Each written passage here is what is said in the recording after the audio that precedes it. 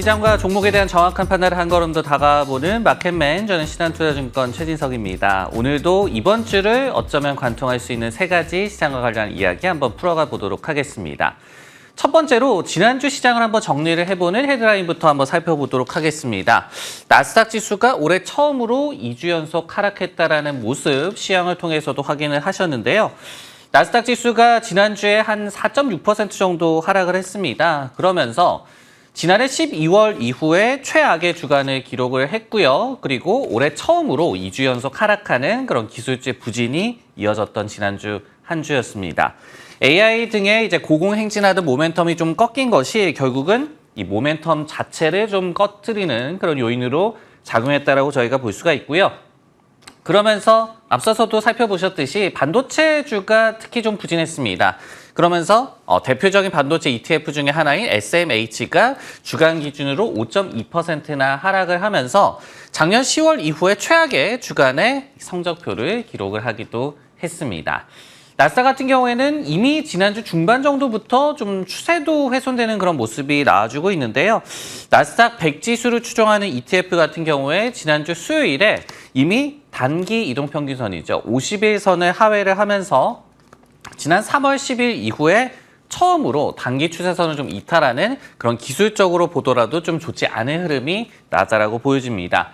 역시 지수의 약간 40% 정도를 차지하고 있는 메가캡 기술주들, 매그니피센트 7이라고도 또 얘기를 하는데 이런 기술주들의 주가 흐름이 좀 부진하면서 결국은 나스닥 지수의 갑작스런 추세 훼손을 야기한 것으로 해석을 해볼 수가 있을 것 같습니다. 네, 이번 이슈에 대해서 좀 더 어떤 부분을 탐구를 해봐야 될까? 기술주, 이제는 피해야 할 때인가? 이 부분에 대해서 좀 더 살펴보도록 하겠습니다. 우선은 저희가 원인을 알아야지 앞으로 좀 어떻게 해야 할지 좀 가닥이 잡힐 것 같거든요. 왜 이렇게 최근에 기술주가 부진하냐? 한 세 가지 정도의 요인을 꼽아볼 수가 있을 것 같습니다. 첫 번째는요. 뭐니 해도 시장금리가 좀 상승하고 있는 것이 다시 한번 좀 성장주 위주의 기술주 섹터에 좀 부담을 주고 있는 것으로 해석을 해볼 수가 있을 것 같은데요. 미국의 10년물 국채금리가 어느덧 한 4.15%까지 좀 올라오고 있는 그런 상황입니다. 그러면서 작년 10월 달에 좀 복기를 해보면요. 그때 당시에 10년물 국채금리가 4.23달러를 기록을 하면서 4.23%죠. 이 수치를 기록을 하면서 14년 내에 최고치까지 시중금리가 좀 치솟았을 때가 있었는데요. 여기에 이제 근접할 만큼 다시 한번 금리가 오르고 있는 점이 성장주에 좀 부담을 주고 있고요. 그러면서 투자자들 같은 경우에는 채권으로 좀 작은 흐름이 좀 쏠리고 있는 모습이 확인이 되고 있습니다. 최근 한 주간 8월 9일까지 집계를 했는데 EPFR 자료에 따르면은 채권형 펀드로 69억 달러가 유입이 됐다라고 해요. 반면에 미국 주식형 펀드에서는 3주 만에 자금이 좀 순유출을 하면서 이런 자금 흐름 상에서도 엇갈린 흐름이 나타나고 있는 상황입니다. 두 번째로 기술주가 부진한 이유 역시 높아진 밸류에이션을 저희가 꼽아볼 수가 있을 것 같고요. 그리고 이제 세 번째로는 이같이 높아진 밸류에이션을 정당화하는 데 실패한 아쉬운 좀 실적 성적표라고 저희가 볼 수가 있을 것 같습니다. 그렇다면 앞으로 우리가 좀 피해야 하느냐 아니면 아직까지도 갖고 가야 하느냐 판단에 도움이 될 수 있는 기술주 섹터의 해법은 어디서 찾을 수가 있겠느냐? 역시 실적으로 증명하는 수밖에 없겠다라고 말씀을 드릴 수가 있을 것 같습니다. 예를 들어서 관련해서 웨드부시의 유명한 IT 애널리스트죠. 댄 아이브스 같은 경우에는 연말까지 기술주가 최대 한 15% 추가로 상승할 수 있을 것이다라고 얘기를 했습니다. 그러면서 최근의 부진이 이 단기적인 흐름에 불과하다. AI 모멘텀은 이제 태동하고 있다라고 강조를 했고요. 그렇게 얘기를 하면서 근거로 든 것이 역시 2분기 어닝 시즌에서도 빅테크를 비롯해서 IT 기업들이 증명을 하지 않았냐. 호시적 기록을 하고 앞으로도 좀 긍정적인 가이던스를 발표하지 않았냐라고 또 반문을 하고 있었습니다. 이런 부분들이 좀 이어져야지 결국은 기술주 섹터에 대해서 의구심이 좀 거칠 것 같고요. 다만 저희가 좀 주의할 점은 있을 것 같습니다. 주식시장 내에서의 순환매, 그러니까 지금까지 IT나 성장주가 많이 올랐기 때문에 잠시 밸류에이션 부담이 적은 다른 섹터로 자금이 옮겨가는 것은 그래도 주식형 자금이 좀 살아있다라고 저희가 해석을 해볼 수가 있을 것 같지만은 앞서서 좀 말씀을 드렸듯이 현금이라든지 그리고 채권형 펀드로의 자금 순유출이 좀 계속될 경우에는 증시 자체에 대해서 좀 시장의 믿음이 꺾이고 있는 그런 시그널로 해석을 할 수가 있을 것 같거든요. 이런 부분은 앞으로도 좀 더 좀 심각하게 좀 살펴보시기를 당부를 드리도록 하겠습니다. 네, 두 번째, 이번 주를 좀 전망할 수 있는 키워드 한번 선정을 해봤습니다. 소매 판매와 유통업체 실적, 역시 소비에 쏠린 눈이다라고 헤드라인을 좀 살펴봤는데요. 이번 주 미국 증시 그리고 전체 시장의 키워드를 좀 살펴보면요. 리테일이 될 것 같습니다. 물론 이제 현지 시각 수요일에 FOMC 의사록 발표도 예정이 돼 있죠. 하지만은 그 전에 화요일에 소매 판매 지표 발표가 예정이 돼 있고요. 그리고 한 주간에 전체적으로 보더라도 주요 유통업체들의 실적 발표가 예정이 돼 있습니다. 그렇기 때문에 이번 주를 관통하는 키워드는 리테일이다라고 좀 말씀을 드릴 수가 있을 것 같고, 우선 7월 소매 판매 지표에 대해서 좀 말씀을 드리자면은 일단 전달 대비해서 0.4% 증가로 4개월 연속 증가세는 좀 지속할 것으로 예상이 되고 있습니다. 하지만은 YOY 기준으로는 1% 증가에 좀 그칠 것으로 예상이 되고 있거든요. 그러면서 지난 2020년 초 마이너스 성장, 이때는 팬데믹 여파가 좀 직격탄을 맞았던 그런 상황이 되겠죠. 이때 이후에 최소 증가폭이 좀 우려가 되고 있는 소매 판매 지표라고 전망을 해볼 수가 있을 것 같습니다. 여기에 더해서 주요 유통업체들의 실적은 역시 이 소비 경기를 좀 가늠하는 그런 바로미터 역할을 할 것 같은데요.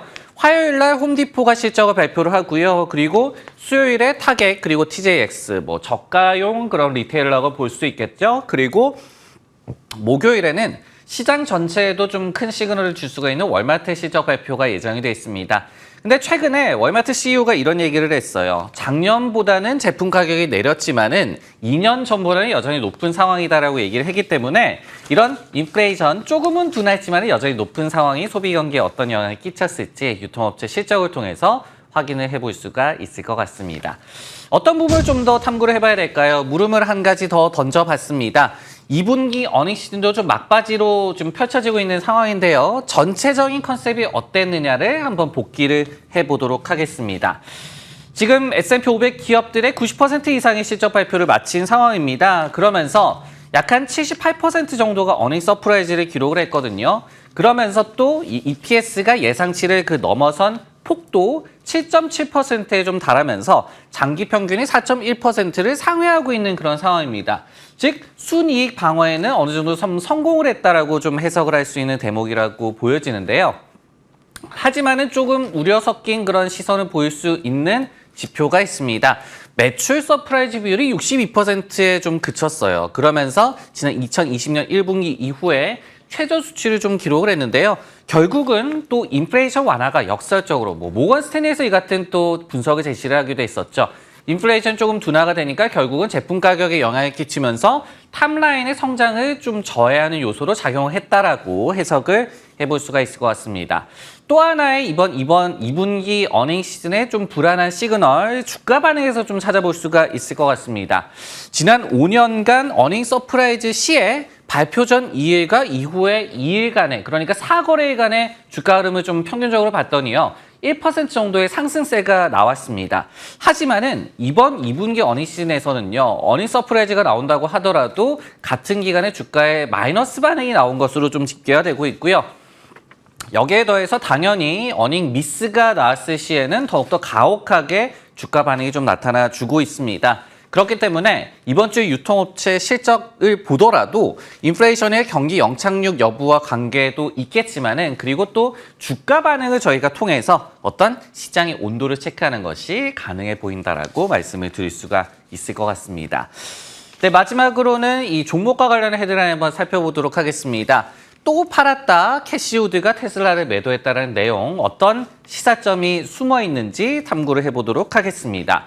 지난주 금요일 보도를 좀 참고를 해보면요. 아크이노베이션 ETF, 저희가 ARKK라고 잘 알고 있는 그 ETF에서 7만 주 이상을 팔은 것을 포함을 해서 캐시우드가 지난 목요일 종가 기준으로 약 한 1,880만 달러 규모의 테슬라 주식을 매도한 것으로 이번에 발표가 됐습니다. 그러면서 6월달, 7월달에 이어서 올해 꾸준히 테슬라를 좀 매도하고 있다라고 저희가 보여지는 대목이고요.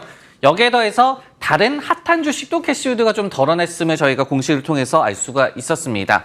다양한 ETF를 통해서요, 엔비디아라든지 알파벳 등도 좀 매도를 했는데 매도 금액을 보더라도 엔비디아가 420만 달러 그리고 알파벳이 140만 달러에 달했다라고 정리를 해볼 수가 있을 것 같습니다.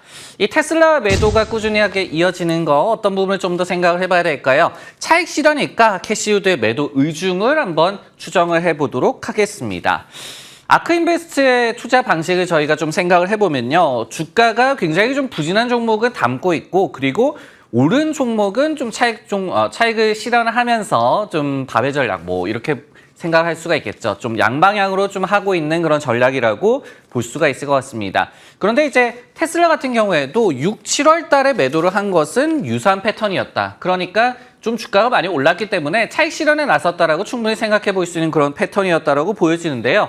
하지만은 최근 한 달간의 테슬라의 주가 흐름을 보자면은 10% 정도 하락을 했습니다. 그러다 보니까 지금 왜 차익 실현을 할까? 이 테슬라 자체에 대해서 믿음이 좀 떨어진 것이 아닌가? 이렇게 생각을 충분히 해볼 수가 있을 것 같은데요.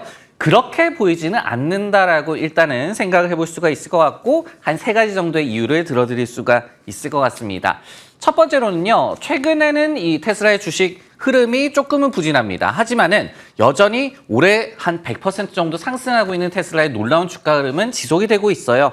그러다 보니까 여전히 차익 실현 대상으로 고려할 만한 종목이었다라고 저희가 해석을 해볼 수가 있을 것 같고요.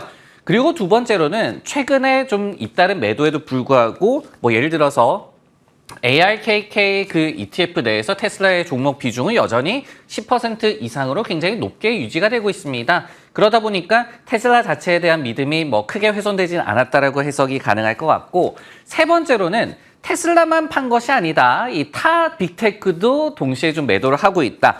대신에 뭐 팔란티어라든지 아니면 로블록스와 같은 실적 발표 직후에 주가가 좀 미끄러졌던 그런 또 기업들을 담고 있기 때문에 어떻게 본다면 앞서서 말씀을 드렸던 기본적인 패턴, 그러니까 주가가 많이 떨어지면 담고 그리고 오르면 차익 실현하는 그런 흐름과 일단은 좀 일맥상통하는 흐름 정도였다라고 해석하는 것이 맞을 것 같습니다. 네, 마켓맨 오늘 준비한 내용은 여기까지고요. 전 다음 시간에 다시 돌아오겠습니다.